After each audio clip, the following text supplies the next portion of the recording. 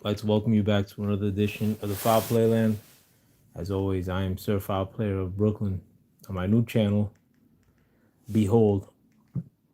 And before anything, I want to make sure that this stream is working. Last time I was on here for a minute, only to find out that my audio is no good. So if you guys could just allow me a few seconds while I make sure my shit's up to speed. I hope everybody's having a wonderful day. If you guys have been living under a rock,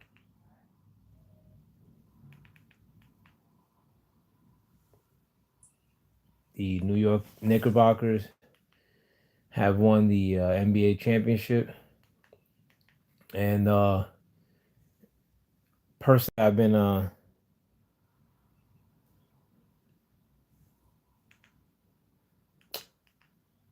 more, I'm not going to say a fair weather fan, but I don't watch every game like I do baseball most times, or like I watch football every game. Um, but it's still dope the fact that the damn, am I like live streaming? Like, what the hell's going on here?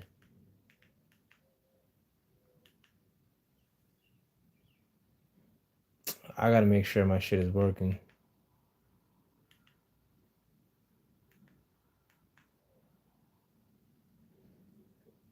To anybody who's catching the stream, like, just apologize while I get my shit in order here. Damn, YouTube's being whacked to me lately, man. I may erase this shit anyway, like, but the last time like I said, the last time I streamed, I was talking for a minute, and I mean, if somebody could is listening now, and know if they could hear me, that'd be fantastic. Like I said, last time I was streaming for the better part of like 40 minutes, and one of my normal viewers, Bruce Gas, told me late into the game that I had no sound on, and now I'm going to my channel on my TV at the cribs, and it doesn't show up as if I'm live streaming right now. But if anybody could hear me, I mean, I may just dead this shit. Damn, how's this not working? Or if anybody could hear me, put a 1 in the chat, or the FU in the chat.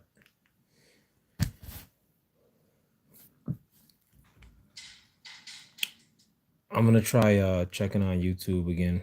Oh, okay, good, fantastic. Thank you, Samantha. Um, well, and being that Samantha, I mean, you're the first person that commented and let me know that my stream was working. If I'll let you pick what you rather me talk about first, the Iranian war or the overdone Carmelo Anthony verdict or situation. Um, Unfortunately, it's not showing up again in my live streams as I'm looking it up on my TV. But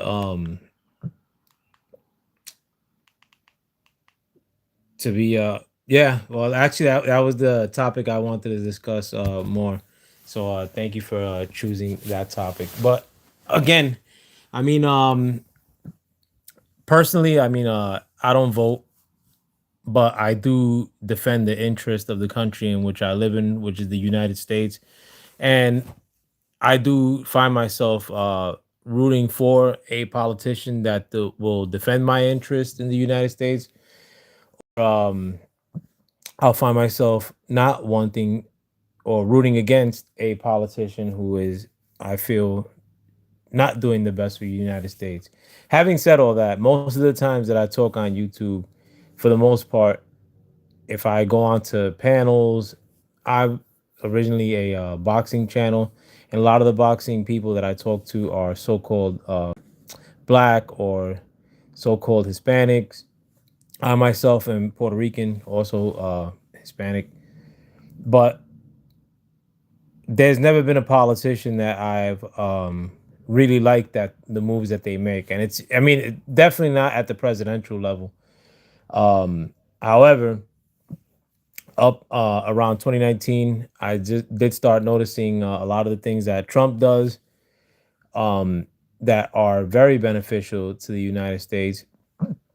And going through the 2020 election and seeing what happened there, I think that the election was a scam. I mean, the fact that social media and the powers that be, the mainstream media, all like held each other hand in hand and pretty much made it seem like that topic was one that we can't discuss. May it just in my mind, it cements the fact that something was extremely fishy with the 2020 election. Bruce Cass, thank you. Because I know last time you told me that my audio wasn't working. Thank you for coming through, and do let me know if my audio is working. But at times it makes it seem as if I'm outright like a Trump guy. And I think a lot of it is because I'm speaking to a lot of so-called minorities. One, so-called minorities for some reason don't like Trump. But secondly, I mean, like, so-called minorities, like, they don't get into a lot of times breaking down like policies. They'll just be like, I just hate that motherfucker. And like, if you don't hate them as well, like, then, they think that, you're some sort of sellout or an enemy of some sort. But a lot of the things that Trump has does, especially since I started kind of like coming around to him, which is probably like 2019, I think are really beneficial to the United States. And that brings me to the Iran topic. I mean, I'm not one who likes wars. I hate war, honestly. Um, and that's one thing that I did like about Trump is the fact that a that he was kind of in his first term not bringing us into any new wars, which I appreciated.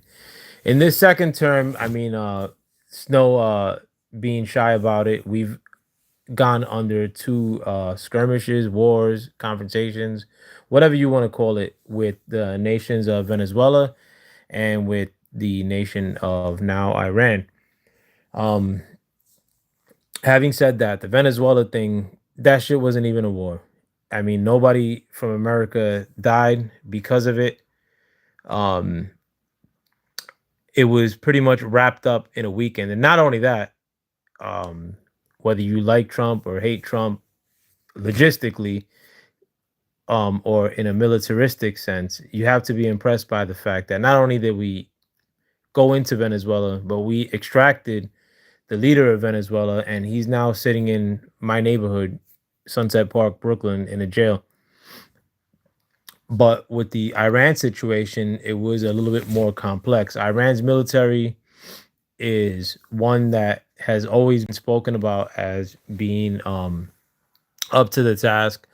I think there was a special, they ranked, I read a list of the best special forces unit in all of the, like, the top 15 or like special forces units in all of the world. And one of these special forces units from Iran was actually made that list, like top 15. And it wasn't like, some bootleg countries had like a special unit and like they made that list. No, you had to have a substantial amount of troops, in addition to the fact that that unit had to be, up to snuff and, really lethal to be ranked.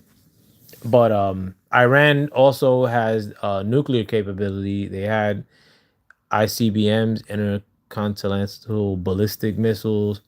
They have drone technology, a faucet of weaponry coming in from China and from Russia.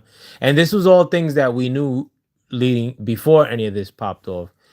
But we also knew that Iran was a threat to America And this was something that Democrats would also talk about too when they, I think, like 90 something percent of all politicians made statements regarding the threat that Iran was to America. Um, and yes, it wasn't a confrontation like we saw with Venezuela, where it got wrapped up over a weekend. And a lot of the Trump claims were that weekend, the war would be wrapped up really rapidly. And that wasn't the case. It was 107 days yesterday when the first announcements were being made that the peace deal was struck between the US and Iran. But I did hear a lot of crying regarding the price of gas raising up, which it was still lower than what Biden had it when Biden had it at his record high, which I think was at five something. Um, Trump, with this Iran conflict, lifted it up to like the high fours, like 4.6 or something. And that sucks. I'm a very cheap person in my real life. I do take account as to my prices when they go up and down, like groceries, um, gas is something that you can't avoid. You gotta fill your gas tank up. And the fact that the prices of gas were increased, it's gonna give me cause to pause. I don't pump expensive gas thinking, oh, like, well, I support Trump, so I'm just ecstatic to pay for more expensive gas. No, I'm a regular human being. Like, it did suck. But the threat of Iran, whether it wasn't a present threat, because people take it as, they're not a threat unless they're launching missiles at you that very day. No, like when their policy as far as the leadership in Iran was dead to America. And were they able to act upon it like in a rapid fashion? I don't think so. Like, they're not really close to us, but you do hear of the fact that they were many times instances in which they financed cells or terrorist cells or factions that were anti-American, and that Iran, with the vast amount of wealth that they held by producing oil, were financing things like that, like that were anti-American, in addition to having the policy of being dead to America. And in the first Trump administration, he always warned Iran not to mess around with him. There was actually a radio show in which Trump was on, in which he told Iran to be curt. And I'm giving a message to Iran: if you f around, you're gonna feel a lot of pain. Something to that effect.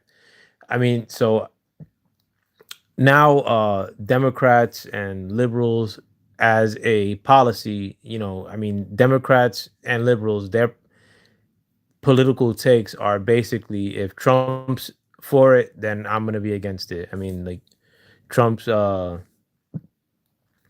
was blaming China for COVID, then all of a sudden, that became sacrilege to suggest that, like, and racist. Or if Trump's for building a wall, then liberals and Democrats are for open borders. And I don't play that game. I'm not for every Trump policy, like, but um politically, it was always known for the people that are in tune with these kind of things that Iran was always this threat. A lot of our reasoning to building up our military was to quell the potential threat of China, the potential threat of Russia, the potential threat of North Korea, of Iran. But any of those countries that I listed, I mean, their policies were not debt to America like Iran's was.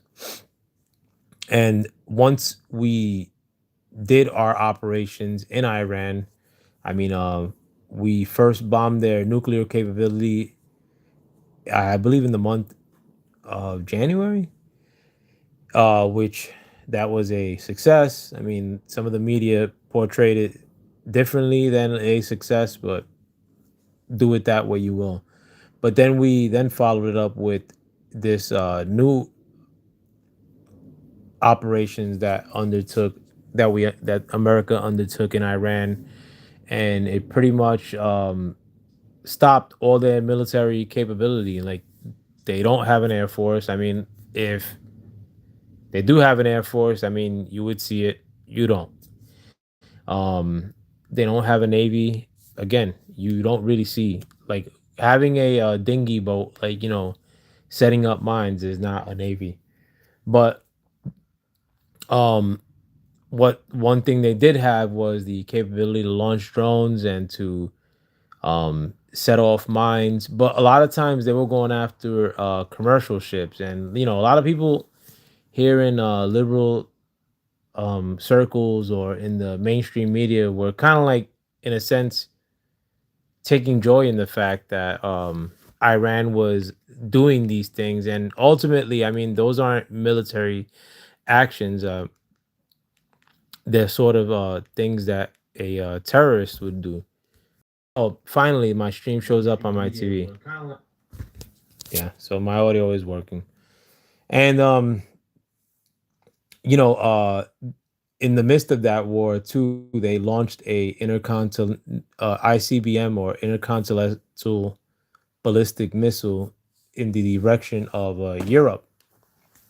I mean, and Europe is a somewhat ally of the United States, but one, they weren't supposed to have missiles that could reach that far. They claimed that they had no missiles that could go past 1,300 kilometers, and the missile that they launched actually goes 4,000 kilometers. But um, a lot of people, like, they just talk from both sides of their mouth when it comes to discussing this issue, and it's because Trump is the president. Or you'll also have people that will kind of like root against their own interests. Like, I mean, it makes me like, I don't want Iran to have a nuclear missile. Like, I mean, and a lot of people, maybe the flavor of the week is to root against Israel. So they'll say, "Oh, well, Israel has a nuclear missile, so Iran should have one." I mean, but Israel's not saying that to America. Iran is. Um, how they got to I mean, and for them not to have a military or nuclear capabilities, like, I don't want justice in that sense. Like, oh, well, if we have a military, they could have a military too. No. If they're talking shit about the country in which I live in, or they mean to harm the country in which I live in as a policy, and over, like, without losing any real number of troops. I mean, like, we've lost 13 American troops. If we could over a couple of months, take out all their nuclear capability, take out all their military, pretty much have them to the point where they can't do any sort of business. And ultimately, I mean, like, that costed me, let's say, all the times that I filled up with gas during these past couple months, I probably paid an extra, $30 at the pump. I'm an old man ultimately, but my son will still walk the earth far longer than I will. The fact that Iran current ruling regime operated in the fashion that they did, because they had the threat of a nuclear missile, and because they had built up military, that threat no longer exists for my son. And I'm not gonna bet my bottom dollar that this peace treaty um is a done deal, and that nothing stupid can happen in the future. I mean, apparently the deal will be signed off on Friday. I mean, we're in the beginning of the week, Monday. And additionally, I mean, some of the reports are that the stipulations that were one of the stipulations that were a part of the deal was that Israel wouldn't attack Lebanon, or which I don't feel too comfortable about that aspect of it, in the sense that you really can't control another country from doing what they want to do. I mean, and that country particularly has a tendency of, you know, being a little bit loose with their weaponry, to put it kindly. Um, there were also reports, if you guys were in tune with the situation, that Israel struck Lebanon while this deal was being negotiated. I mean, when this deal was at the finish line, from what was reported, and I guess stay tuned. I mean, they're telling us that the details of the agreements that are going to be signed are actually going to be released to the public, and that's another good thing about this administration, is that a lot of the of what's happening is put out there, and Trump's very candid about speaking. I mean, like, Biden was a candidate that not only was not candid about speaking, but he couldn't speak at all. The dude was in a coma. Um, but this administration is kind of like putting it out there that they're gonna release the details of um what is to be signed off on.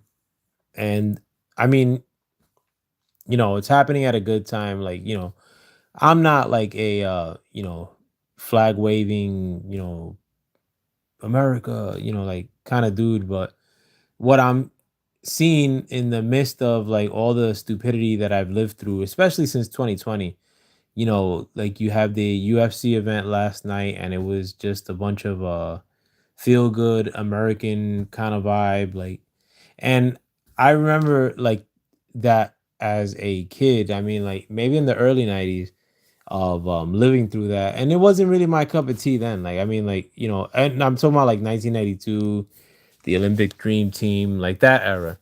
I mean, and even then, it wasn't something that they were really pushing, like, like they're trying to push it right now. And I think that's something that Trump, as a policy, has adopted, as, well, this 250th anniversary of the USA, we're really gonna, go full bore into this patriotic stuff. And again, I'm not like, uh overly patriotic in that sense, where I'm wearing, like, an American flag shirt at every turn, or stupid stickers on my car. But this weekend, I mean, like, with the UFC fight happening at the White House, and the fact that this deal was signed off on Trump's birthday over the weekend too, um, it's kind of like, good to see. I mean, like, again, I'm not betting my bottom dollar that all this stuff plays out, and that no other skirmishes take place, or but um again, like, the stupidity that I had to endure, like, and be censored over, um it seems like a lot of the Trump policies are the antithesis of that. I mean, like, the him being anti-mandate. um Meanwhile, the Biden administration was pushing forceful mandates on my community, so-called minorities, which were the most vaccine hesitant, if you will. Um, the whole gender wars that were happening, or people claiming genders, you know, um, and it's almost like you a amount of tolerance with the exception of tolerating views that were are now considered conservative. Like that was something that was happening from 2020 like till just a couple of months ago. And I hope that we come out of it again. Like, I mean, if you want to hear my I don't know what they call it, but my bigger picture is that this year and the years to come are like the beginning of like the real future, you know. And then I have a theory about all these things. I have a theory about many things, but at times I don't get to say my theories more than I do having to defend my political positions. But my theory is that this year, and not because Trump was elected, but many other things, the advent of AI, which I hate AI, or the fact that drones are something that are far more accessible. And I also hate drones too. Um, that we're sort of stepping into the future full bore this year, like that could probably mean the appearance of aliens or some shit um happening real soon, whether that's real or fake. I mean, like, they're gonna have to pop it off somehow. And if it's a fake alien invasion, they probably got to use some real ill technology to make it believable. I mean, that's me ranting a little bit, but I mean, I'd much rather live in the future and not be censored at every turn for suspecting, you know, the jab, or for suspecting that something was off in the with the 2020 election and with elections that happen in this country, you know, every cycle. I rather live in stepping to the future where I could be able to discuss anything and not have these roadblocks. And I mean, I don't know. It just seems like we're living in cooler times than we were, post COVID. Maybe it's because the Knicks won too, and I'm happy about that. But um, let me go into my Carmelo Anthony take. I think every channel that's a so-called minority like myself has to give some sort of Carmelo Anthony take, and here's mine. I mean, I'm not gonna give a take. If it were up to me, I mean, like personally, I'm always gonna root for the minority, the so-called minorities, as they label us, but not like to a fault, like, or not like, I don't know, stupid shit. If you're an idiot, I mean, you should be taken off the street. Like, there's a lot of I go into New York City all the time, and um, like, there's a lot of people that are legit like stupid, or have mental issues, or just are violent idiots. And I don't say, oh well, like, I'll make excuses for them. No, fuck that. Like, if they like, a lot of these dudes should go to jail. Like, I mean, they should be thrown under the jail. Like a lot of people that like fucking lash out on like old women, or that are fucking grabbing up on girls, you know, um, or people that are ultra violent. I mean, people that are ultra violent generally run that game on people that they don't think are violent as well. And I hate people like that. But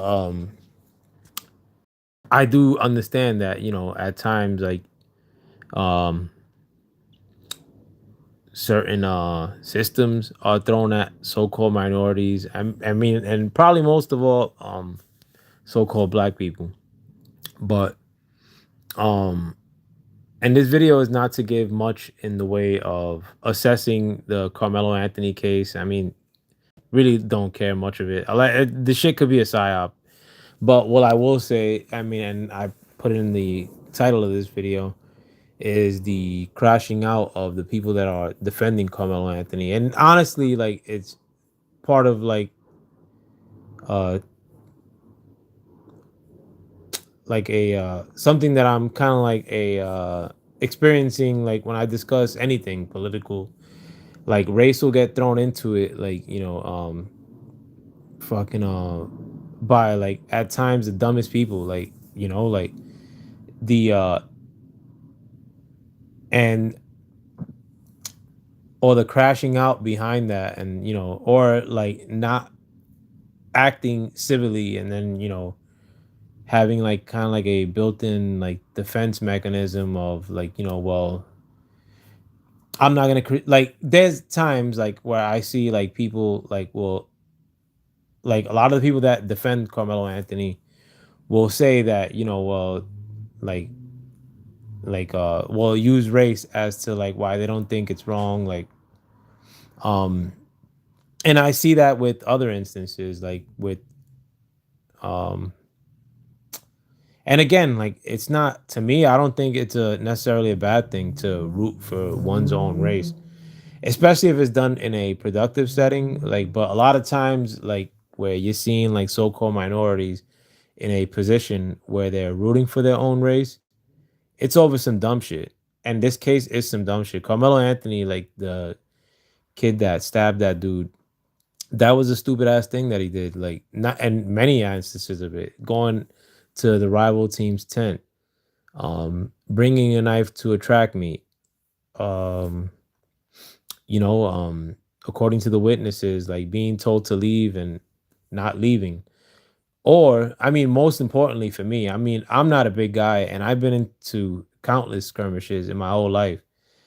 And just because like somebody's bigger than me, like, does that make it right that I have to go out there and poke somebody every time? Like, just because somebody's bigger than me? Like, I honestly at times like it when people are bigger than me and I enter a skirmish with them. Um, but a lot of people get into, oh well, Carmelo Anthony's this scrawny kid, and the guy that beat him up is twice his size. I think the weight difference between the two officially was like 30 pounds. Come on. Like, you think you're gonna die because you enter into a fight with somebody who's 30 pounds bigger than you? If that's the case, then leave. I mean, like, and that's just my more of discussing the particulars of what's um been reported. But also too, I mean, a lot of like the crashing out I see is people say dumb shit like, well, he should not put his hands on that man. Like, so punch him in his face. Like, you can't like answer like, like a physical assault with physical assault without using like some sort of weaponry. I mean, like, and again, if you're going into that kind of setting, like with, and you just happen to hit him with some shit that you had in your hand, I could sort of understand that. Or if you hit somebody with a stick and God forbid he like dies, like you sort of could understand that too, as messed up as it is.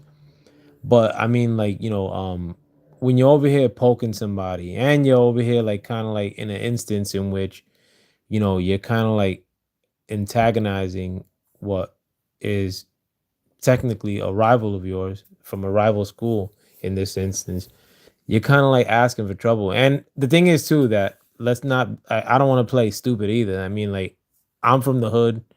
I go into the hood pretty much every day still, even though I don't live in the hood now. But um the people that are doing the most in these kind of instances are so-called minorities. Like, and again, I'm a so-called minority myself.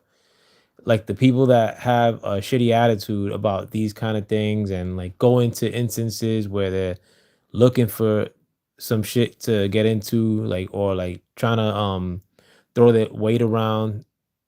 At the end of the day, nobody's doing that shit more than so-called minorities. And I go into New York City pretty much every day. Um, I don't see, and I'm not making, I have many issues with the white community, like on a more bigger scale, but with stuff that will affect me in these instances, like people like misbehaving or looking for trouble, it's 95% of the time it's so-called minorities. It's not like New York, especially the areas that I go to, are 95% so-called minorities. It's probably 50-50.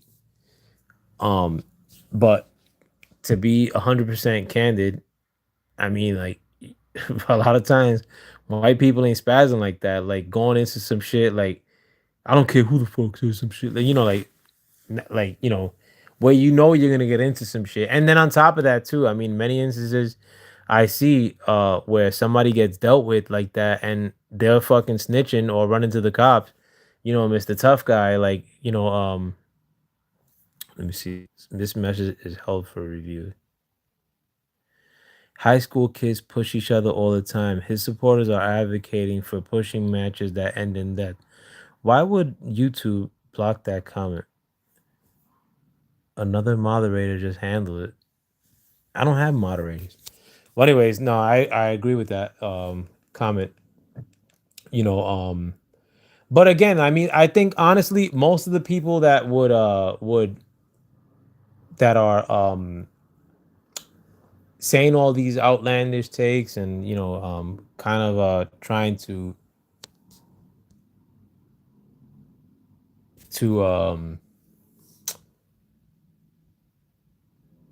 give this dumb reasoning in defense of Carmelo Anthony, they'd probably agree with you too. It's just that a lot of times, like, um, it's almost like standard practice for like the worst people. Like, well, and that's the thing too. Like and I'm not gonna name races in this because almost all so-called minorities are doing this shit nowadays, and it's some liberal. I don't even know how to pinpoint it, like, but it's almost like cop out excuses for everything, like But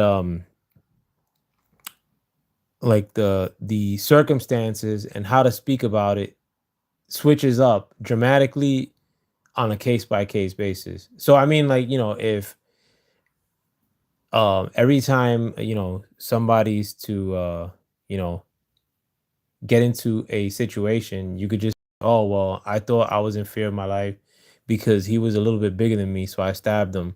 I mean, most so-called minorities ain't gonna abide by that or like think, oh well, that's justice being served, like, because my son got stabbed in that situation, and you know, he's a little bit bigger than the other guy. So, and a lot of times, again, dealing in these communities more than anybody. I mean, or more than any other communities.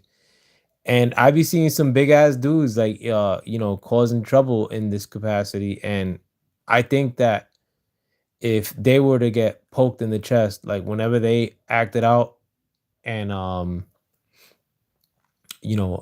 if they got, like that, they would be crying like to all hell and saying that things are racist and all this shit. So I mean, like, I'm not buying into, I mean, and one thing I'm not seeing is like the so-called white liberals like sort of aligning themselves in all this situation. I think because there's other shit happening. Maybe they're not getting too caught up in this one. Maybe they're stirring shit up behind the scenes on the internet. Who knows? But um, it's just a real stupid case. I mean, and it could be a psyop. I totally think that most of these racial cases, by and large, are psyops at the end of the day. One thing though, too, I mean, like I'm not coming out with any new perspective when I say this, is that Carmelo Anthony's parents are retarded. Um, had it been me, I mean, like, in that situation, like where the father of the person who died, Austin Metcalf, showed up at that prayer visual or whatever that was, I would have, I mean, and again, I'm a father myself, and looking at things tactically, not that I need him to pray with me or like, well, what happened was like, or if anybody doesn't know, like the father of the victim showed up to like a prayer meeting, and the person who was working as a PR person for the Carmelo Anthony family had him removed, and they were saying that he was instigating and that they didn't need him there because, whatever, race. If that were my kid, though, if I were Carmelo Anthony's father and the victim's father showed up um to a prayer vigil that I'm having I would be beside myself, happy. Like, what a wonderful opportunity because I could potentially kiss this guy's ass and make it seem like things are kumbaya and hopefully he'll accept that. Maybe I could even offer him, or they probably should have offered him some of the money that they got. Like, listen, we'll pay for your son's funeral. Behind the scenes, I would have said, I'll give you the money, like, or I'll give you a big portion of it. I mean, like, let's just chum it up for the cameras, like, and it'll at minimum help my son's public perception. But what happened was, I mean, like with the Carmelo Anthony family, is that they kind of like leaned into the whole race. And it's not that I'm surprised by any of that because I see that shit all the time. I mean, like, it's almost as if, race is so, especially with so-called minorities, is utilized as an excuse to, well, in everyday circumstances, like the worst behavior is built in almost in a sense with so-called minorities. And I don't see other so-called minorities like myself.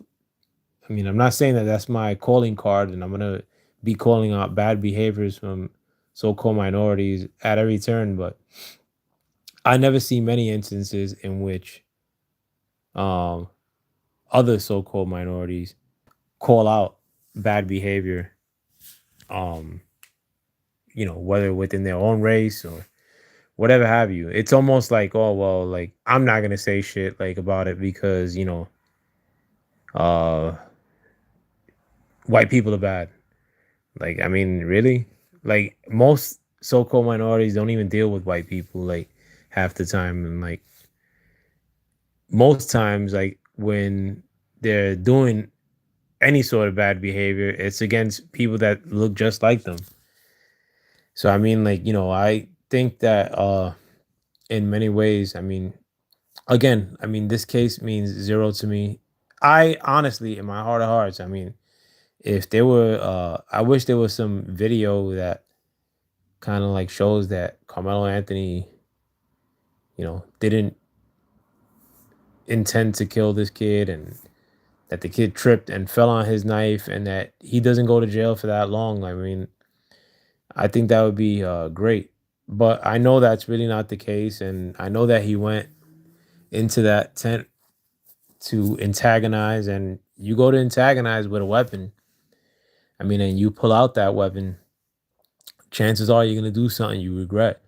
And I mean, I know many people that carry weaponry and they don't pull it out at every instance. I mean, I'm 100% for people carrying more weapons. Um, but is it right that you pull out a weapon just because you get into an argument with somebody, or and then you say, "Oh, well, I was in fear for my life." Like, that's not gonna fly. Um, and the whole stand your ground thing. I mean, you don't stand your ground in an instance like that. I mean, you should skedaddle. Like, it's just showing and it's like a lot of these dumb talking points like are, it's just like ridiculous. Like, oh well, who is he to tell him to leave? I mean, he's who is he to go to, I mean, in Carmelo Anthony's case, who is he to go into a tent of a rival, or who is he to get into a confrontation, like, knowing that he had a knife on him and then pulling out that knife and stabbing somebody? I mean, get into a conversation and punch somebody in their face. I mean, not a big deal. People, high school kids, high school boys have fought for all eternity, like getting into fights with each other. And it's very, very, very, very, very rare the instances in which people are getting stabbed up. In fact, I went to Fort Hamilton High School in Brooklyn. Fort Hamilton High School is the second biggest high school in all of the United States as far as public schools go. I could probably say, and that school, I mean, it was a pretty nice school, but it wasn't a cakewalk. There was all sorts of gangs there. Um, kids from bad neighborhoods were attending that school. It just happened to be in a pretty good neighborhood, Bay Ridge, Brooklyn. but it was still, you're talking more than 4,000 students that were in that school. And I didn't graduate, but actually went to school for 4 years. Um, I dropped out, but I loved going to that school for my own recreation and for the girls that were in school. Having said that, and mind you, I was always involved with the hood element of that school. Um, I'll probably tell you that not only instances with just stabbing somebody, but when I was young, people were slicing each other, like the Bloods were cutting people, and it was basically like surface area box cutter cutting somebody in his face. And I've seen many people that would go to school with knives.